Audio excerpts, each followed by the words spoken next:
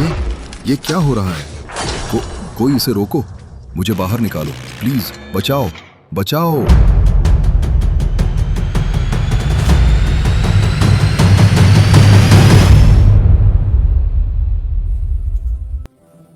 ये है तरुण, एक आम सा लड़का, एक सॉफ्टवेयर इंजीनियर जो बेंगलुरु की तेज रफ्तार जिंदगी में हर दिन खुद को जिंदा रखने की जद्दोजहद कर रहा है। इस भाग दौड़ भरी दुनिया में उसका हर दिन बस एक और कोशिश है, अपने सपनों को न खोने की। उसके दिन कोड की लाइनों, डेडलाइनों और नए सपनों के बीच गुजरते थे। ऐसे सपने जिन्हें वो जानता था कि एक दिन हकीकत में बदल सकता है। लेकिन क्वांटम मैकेनिक्स, समय और मल्टीवर्स के रहस्यों को समझने का उसका जुनून उसे धीरे धीरे हकीकत की दुनिया से दूर एक ऐसे ब्रह्मांड की ओर खींचने लगा जहां कल्पना और सत्य की रेखा धुंधली होने लगती है। एक बारिश भरी शाम, जब बेंगलुरु की सड़कों पर नियन लाइटें पानी में झिलमिला रही थी, तरुण एक पुरानी किताबों की दुकान में भटक गया। वहीं धूल और खामोशी के बीच उसे मिली चमड़े से बंधी एक रहस्यमयी डायरी, जो जैसे उसका इंतजार कर रही थी। उस पर कोई शीर्षक नहीं था, बस भीतर एक जटिल आरेख उकेरा गया था, ऐसा मानो किसी ने प्राचीन संस्कृत यंत्रों और भविष्य की मशीनों को एक ही सांस में जोड़ दिया हो। वो डिजाइन मानवीय समझ से परे था और तरुण की आंखों में पहली बार रहस्य की चिंगारी जल उठी। डायरी के पुराने पीले पड़े पन्नों के किनारों पर किसी ने कांपते हाथों से लिखा था, अनंत समय का अखंड पथ और वास्तविकताओं का संगम। हर शब्द जैसे तरुण के भीतर गूंज उठा, मानो कोई अदृश्य शक्ति उसे पुकार रही हो, समय के पार, वास्तविकता की सीमाओं से परे। तरुण ने ज्यादा सोचे बिना वो डायरी खरीद ली, बस 200 रुपए में। दुकानदार की मुस्कान में कुछ अजीब था, जैसे उसे पहले से पता हो किस हाथ में ये डायरी पहुंचनी थी। अगले कुछ हफ्तों तक तरुण की जिंदगी बदल गई थी। दिन रात कोड और कॉफी के बीच वो डायरी में लिखे रहस्यमय निर्देशों को समझने में डूबा रहा। हर पन्ने के साथ मशीन का आकार हकीकत लेने लगा, जैसे कोई प्राचीन रहस्य उसके हाथों से फिर जन्म ले रहा हो। तरुण ने जब आखिरकार मशीन पूरी की तो उसकी आंखों में हैरानी और विस्मय झलक उठा। यह किसी भी चीज से अलग थी जो उसने पहले देखी थी। एक गोलाकार उपकरण जिसकी सतह पर नीली और सुनहरी रोशनी में चमकते हुए रहस्यमय ज्यामितीय पैटर्न धड़क रहे थे। हर स्पंदन ऐसा लगता था मानो वो किसी जीवित चीज की सांस हो, अनंत समय की धड़कन। जब मशीन सक्रिय हुई तो कमरे में एक तीव्र नीली रोशनी फैल गई। हवा जैसे कंपन करने लगी और उसके चारों ओर समय की परतें मुड़ने लगी। तरुण की आंखों के सामने अनगिनत वास्तविकताएं झिलमिलाने लगी, कुछ जानी पहचानी, कुछ अनजानी और कुछ असंभव। एक शांत तारों से भरी रात थी। बेंगलुरु की ऊंची इमारतों के बीच तरुण के कमरे में बस मशीन की धीमी गूंज सुनाई दे रही थी। उसने गहरी सांस ली, कांपते हाथों से स्विच दबाया और अचानक कमरा नीली और सुनहरी रोशनी से भर उठा। समय जैसे थम गया हो। उस क्षण तरुण ने महसूस किया उसकी जिंदगी अब कभी पहले जैसी नहीं रहेगी। अचानक एक तेज सफेद रोशनी ने तरुण को पूरी तरह घेर लिया, इतनी तीव्र कि कुछ पल के लिए उसने अपनी आंखें बंद कर ली। जब रोशनी धीमी हुई तो वह फिर से उसी कमरे में खड़ा था, पर कुछ बदला हुआ था। दीवारों का रंग, हवा की गंध और घड़ी की टिक टिक तक अलग थी, जैसे वो वही जगह हो पर किसी दूसरी दुनिया की। तरुण ने चारों ओर नजर दौड़ाई। दीवारों का रंग अब फीका पड़ चुका था, मानो समय ने उनकी चमक चुरा ली हो।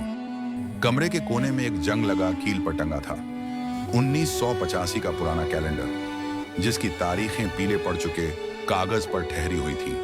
वो धीरे धीरे समझने लगा वो अब अपने समय में नहीं है। तरुण ने जैसे ही महसूस किया कि वह अतीत में है, उसके चेहरे पर बाल सुलभ उत्साह चमक उठा। पर यह खुशी ज्यादा देर तक नहीं टिक पाई। जब वह बाहर निकला तो हवा में कुछ अजनबीपन घुला था। लोग वहीं थे, पर उनकी बोली में एक अनसुनी लय थी। गली मोहल्ले पहचाने हुए थे, मगर हर मोड़ थोड़ा सा गलत था, जैसे किसी ने हकीकत को हल्का सा मोड़ दिया हो। यह सिर्फ समय यात्रा नहीं थी, ये 1985 का एक और रूप था। एक ऐसा अतीत जो इतिहास की किताबों में कभी लिखा ही नहीं गया। कई दिनों तक तरुण इस वैकल्पिक दुनिया में भटकता रहा, हर दृश्य, हर बातचीत को आश्चर्य से देखता हुआ।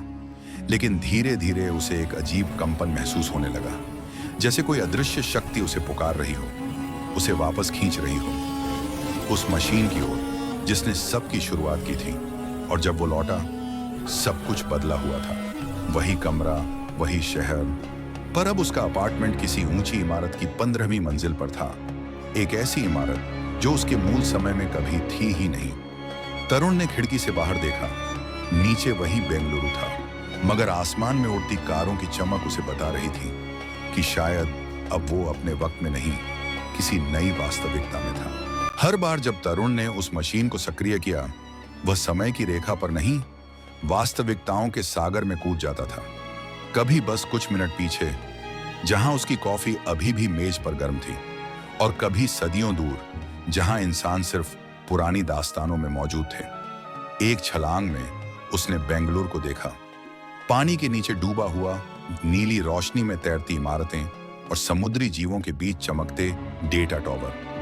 दूसरी छलांग में वही शहर एक लोहे के साम्राज्य में बदल चुका था, जहां हर सड़क, हर चेहरा एक एआई सरकार के कैमरे की निगरानी में था। लेकिन चाहे वह किसी भी समय रेखा में गया, एक बात कभी नहीं बदली, वो आभास, वो परछाई, काले धुएं में लिपटी एक आकृति जो हमेशा दूर से उसे देख रही थी। पहले वह बस एक भ्रम लगा, फिर एक परछाई, फिर उसने उसे हर जगह देखा, हर शीशे में, हर प्रतिबिंब में, हर दर्पण में, और फिर दीवार पर उकेरे हुए शब्द, हर युग में, हर शहर में, हर भाषा में एक ही संदेश, तुम ही चक्र हो। तरुण का चेहरा स्तब्ध था। उसकी आंखों में डर नहीं, बल्कि एक जागरण था, जैसे उसने पहली बार अपनी सच्ची पहचान देख ली हो। कई छलांगों के बाद तरुण एक ऐसी वास्तविकता में पहुंचा जो उसके मूल समय रेखा से बेहद मिलती जुलती थी। सब कुछ सही लग रहा था, लेकिन एक अजीब डेजा वू उसे परेशान कर रहा था। और फिर उसने अपने वैकल्पिक रूप से मुलाकात की, एक बूढ़ा तरुण जिसके बाल सफेद हो चुके थे और आंखें थकी हुई थीं। मैं तुम्हारा इंतजार कर रहा था, बूढ़े तरुण ने कहा। उसकी आवाज में राहत और डर का मिश्रण था। बूढ़े तरुण ने एक भयानक सच्चाई का खुलासा किया। वह डायरी कोई इत्तेफाक से नहीं मिली थी, इसे तरुण ने खुद लिखा था।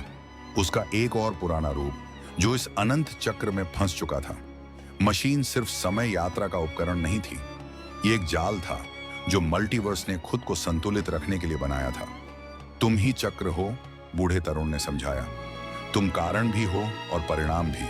हर फैसला नई वास्तविकताएं बनाता है, लेकिन मशीन तुम्हें हमेशा वापस खींच लेती है।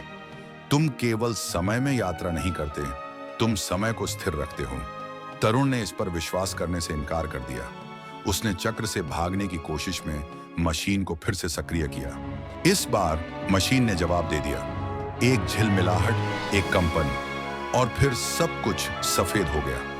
तरुण ने खुद को एक सफेद शून्य में पाया, जहां समय, स्थान और वास्तविकता सब भंग हो गए। वहां उसने अपनी अनगिनत रूपों से सामना किया जो अपने अपने चक्रों में फंसे हुए थे। एक संस्करण, एक तानाशाह था जिसने अनगिनत दुनियाओं पर कब्जा कर लिया था। दूसरा एक नायक था जिसने अपनी समय रेखा को बचाने के लिए सब कुछ कुर्बान कर दिया था। हर तरुण उसे घूर रहा था और एक स्वर में उन्होंने कहा, तुम इससे बच नहीं सकते, तुम ही चक्र हो और चक्र अनंत है। तरुण चीख उठा और शून्य उसके चारों ओर ढह गया। वह अपने अपार्टमेंट में जागा। टेबल पर वही डायरी रखी थी, जैसे कुछ हुआ ही ना हो। लेकिन जब उसने आईने में देखा तो उसका प्रतिबिंब उसका खुद का नहीं था। और फिर उसने सुनी अगले ही कमरे से मशीन की गूंजती हुई आवाज, जैसे वह चक्र को फिर से शुरू करने के लिए तैयार हो।